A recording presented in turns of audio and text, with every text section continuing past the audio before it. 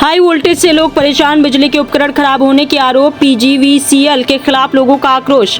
राजकोट के पोपटपरा इलाके में हाई वोल्टेज का कहर, पीजीवीसीएल कार्यालय पहुंचकर लोगों ने जताया विरोध।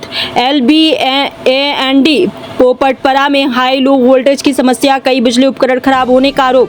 3 दिन से शिकायत समाधान नहीं, पीजीवीसीएल कार्यालय पहुंचे स्थानीय निवासी। राजकोट शहर के पोपटपरा क्षेत्र और आसपास के इलाकों में पिछले कई दिनों से हाई और लो वोल्टेज की समस्या से स्थानीय लोग परेशान हैं। स्थानीय निवासियों का आरोप है कि हाई वोल्टेज के कारण कई घरों में टीवी, फ्रिज, पंखे सहित अन्य बिजली उपकरण खराब हो गए हैं।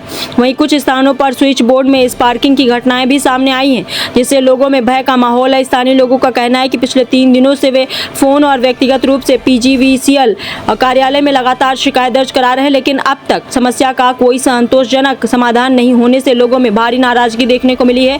आक्रोशित स्थानीय निवासी पीजीवीसीएल कार्यालय पहुंचे और अधिकारियों से तत्काल समस्या का समाधान करने तथा हुए नुकसान के संबंध में उचित कार्रवाई की मांग की है।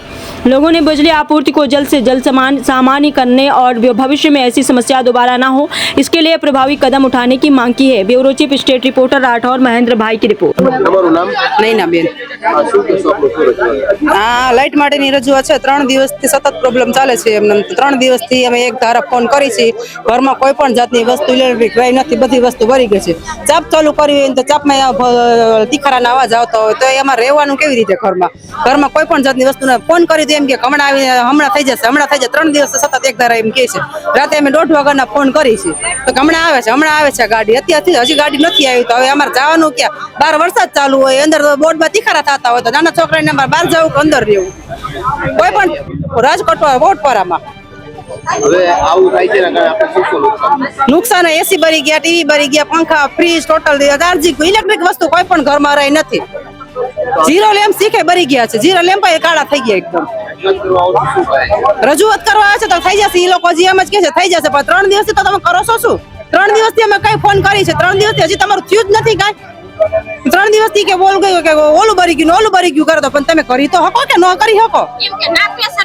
હા, મારું નામ સુનિલ ડાબસરા।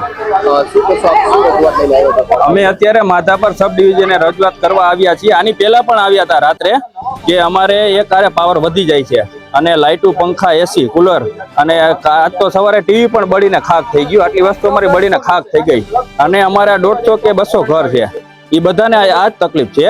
છેલ્લા 6 મહિનાથી આ તકલીફ ચાલુ જ છે પાવરની।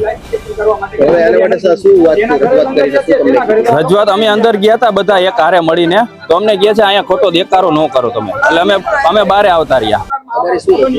રજૂઆત એ જ છે કે અમારી આ નુકસાનની ભરપાઈ કોણ કરશે? આવું આ ત્રીજી વખત થયું છે, 3 દિવસથી ચાલુ જ છે સતત।